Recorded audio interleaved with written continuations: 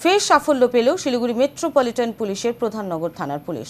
উদ্ধার 164 গ্রাম সোনা এবং রূপোর গহনা সহ চুরির কাজে ব্যবহৃত দুটি মোটর বাইক। উদ্ধার হওয়া সোনার আনুমানিক বাজার মূল্য 25 লক্ষ টাকা। জানা গিয়েছে, দুটি মোটর বাইক নিয়ে শহরের বিভিন্ন জায়গায় চুরি করত নবনীত কুমার গুপ্তা এবং চুরি করা সেই সোনার অলংকারগুলি সে বিক্রি করত বীরপাড়া বিজয় কুমার শাহ নামে এক স্বর্ণ ব্যবসায়ীকে। জানা গেছে, গত 25 ফেব্রুয়ারি শিলিগুড়ি মেট্রোপলিটন পুলিশের প্রধাননগর থানার অন্তর্গত বাঘাযতীন কলোনিতে একটি গৃহস্থের বাড়িতে আলমারি ভেঙে 114 গ্রাম সোনার গহনা চুরি করে নবনীত। এরপর 26 ফেব্রুয়ারি শিলিগুড়ি প্রধাননগর থানায় লিখিত অভিযোগ দায়ের করেন সেই গৃহস্থের পরিবার।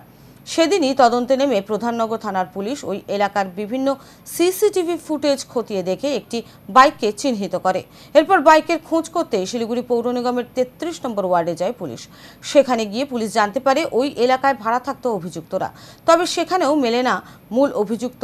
এরপর 27 তারিখ হায়দারপাড়ার ঘুগনি মোড় সংলগ্ন এলাকা থেকে মূল পাণ্ডাকে গ্রেপ্তার করে পুলিশ। তাকে জিজ্ঞাসাবাদ করে পুলিশ জানতে পারে 114 গ্রাম সোনা বীরপাড়ার এক স্বর্ণ ব্যবসায়ী বিজয় কুমার শাহকে সে বিক্রি করেছে। এরপর 27 তারিখ পুলিশের একটি দল বীরপাড়ায় রওনা দিয়ে অন্য অভিযুক্তকে গ্রেপ্তার করে। সেই সঙ্গে জংশন এলাকা থেকে একটি বাইকও উদ্ধার করে পুলিশ। এরপর দুজনকে গ্রেপ্তার করে থানায় নিয়ে যায় পুলিশ। অভিযুক্তদের জিজ্ঞাসাবাদ করলে পুলিশ জানতে পারে, ডিসেম্বর মাসে একটি চুরির ঘটনায় 52 গ্রাম সোনা সে বিজয় কুমার শাহ নামে এক ব্যবসায়ীকে বিক্রি করেছিল। এরপর তাদের হেফাজত থেকে উদ্ধার হয় 164 গ্রাম সোনা ও রূপোর গহনা। শুক্রবার দুজনকেই শিলিগুড়ি আদালতে পাঠানো হয়। এই বিষয়ে প্রধাননগর থানার আইসি বিডি সরকার বলেন, সিসিটিভি সবকিছু স্টাডি করতে করতে আমরা এভিডেন্স পেলাম, ছেলের ছবি পেলাম, মোটর বাইক বুলেট ইউজ হয়েছিল সেটা খোঁজ করতে করতে আলটিমেটলি দেখা গেল সেই মোটর বাইকের লোকেশন এবং অ্যাড্রেস আমরা বের করলাম যখন, তখন সেটা দেখাচ্ছিল এনজিপিতে 33 ওয়ার্ড নাম্বারে অ্যাড্রেস, যে অ্যাড্রেসে বাইক কেনা হয়েছে।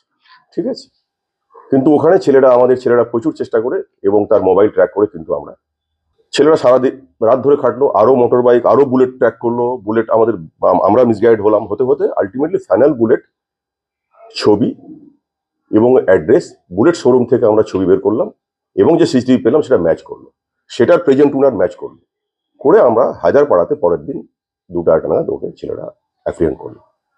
করে দেখা গেল যে বুলেট ছবি পারচেস করেছিল সেই ছবি এবং যে ছবি সিসিটিভিতে আমরা পেয়েছি সেই বুলেটের যে কালার এভরিথিং ম্যাচ করে গেল উইথ বুলেট।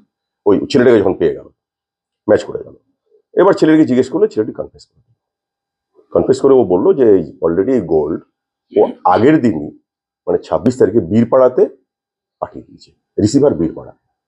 তখন ফলোইং প্রোটোকল আমাদের অফিসাররা বীরপাড়া চলে গেল, পিসি অফিসার গৌতম এবং আয়োজক ছিল, রাজীব আয়ত, এটা রাজীব আয়ত কারেন্ট কেস।